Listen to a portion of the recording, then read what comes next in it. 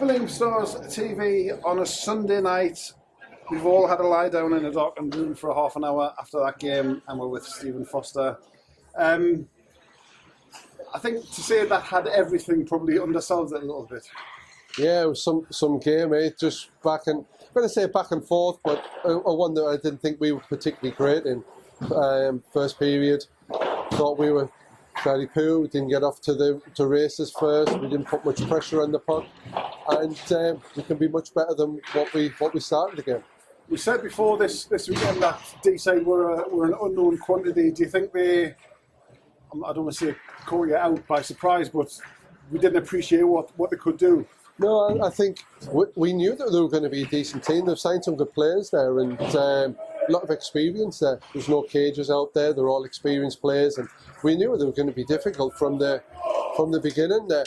And we didn't really take advantage of them having a game yesterday. We didn't take advantage of them having a long road trip here today. They started out the better team, and we were pretty flat to start. And that's one thing that we harped on to them at the end of the first, the end of the second. Like, we're lucky to still be in the game, and moving forward, we've got to make sure we're in a better position than what we were there. We've said this a few times this season.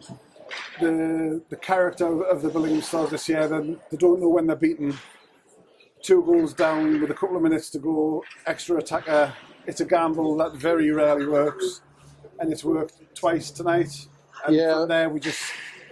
Yeah, it's one of those, we just said, hey, let's pull Jake up now, 3.5 minutes or so left, we've got to go for it. And yes, you could make it your scoreline looking 7-4, you're looking really, really bad, but at the end of the day, the character, like you say, of the team, nobody gives up, everybody's wanting to win. Some have contributed tonight more than others because of the amount of ice time they've got and stuff like that, but everybody's there as a team, celebrating together and pushing the team forward, which is a credit to them, you know. And the pressure we managed to put on with that extra attacker. Obviously, we've got the 5th one. I'm losing count now. We got the 5th one, and then you got Jacob back off again. More pressure, forcing him to take the penalty. So you've got a 6-on-4, and then when Rowley's got an open slap shot from kind of 20 feet or whatever, that was travelling at some distance. It was, and obviously that's what we've got Rowley in for those. You know, Rowley's been playing D recently for us, and he had a shift, I think it was up front today for us as well, but he can play both, so it's a big advantage to us, and his composure on the puck is what, you know, is what helps us through games like this. You know, that's character for us. Boys know that we've got some good support at the back, and making those right plays at the right time, and we've always got a chance, and that's what, you know, even against the best teams, we always want to be in there and just always give us a chance to get a result. And then talking about composure, the winning goal in OT, again, OT was a carnival, it was back and forth.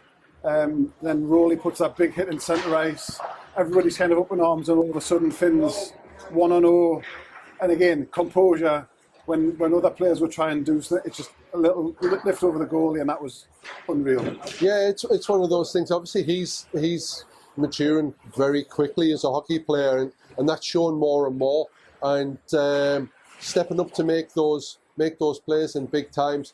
But there's also a lot of other plays that get made, like you said before, that Rowley's hit there, Callum putting it in for him, and you know, there's always that support there. And I think we always said that we could do with maybe a few more experienced players, but the boys, the experienced players are working well with the younger ones. The blend is working really well. One thing that we've said to them, obviously we've got Whitley coming up next week, and we can't have a minute off. We can't start how we did tonight. We've got to come out fast. We've got to come hard, and it's stuff that we're going to address in training this week, and you know, to get us ready for that. And that's a, you know, last one before Christmas, and obviously a break after that as well. So we want to go out the year with a bang, and boys have been doing well, but we just want to keep that ball rolling. Just a couple of things, but obviously you mentioned it's the last home game before the Christmas break. You've got Whitley next week, but in this game particularly, it finishes the home season so far 8-2, which is a fantastic home record compared to what it was possibly last year, and it sort of shows that this is a true home venue for the Billing Stars now. And special teams tonight as well. 3 power play goals. I think the power plays kind of hasn't been clicking in the month of November. So to come with 3 power play goals tonight is a huge win. And finally, which is well, I think Musa's first goal as well. Yes, just floated in from the blue. So plus points all over the ice. Yeah, absolutely. And it's stuff that we've got to keep working on. We know we're not the finished article by any stretch, and I think we've got a lot of scope to improve, and that's a good thing for us. Like you say, we can still improve. Everybody can improve out there, and that's good for us moving forward. Some of the teams are at the maximum of what they can achieve, and we can continue moving on for quite a few years as well. When you look at it, we talk about our senior players, we're only 30. You've still got players playing in this league of 40-year-old. So, at the end of the day, it looks good, and home venue, the fans behind us, everybody wants to do well, and that drives you on near the end of the games. Yeah, and again, the fans, we've said it numerous times, those last couple of minutes, getting behind the team on the empty net, the 1 goal, Rowley's goal, the huge roar, and then the winning goal, it was just the support, and it's kind of a two-way thing.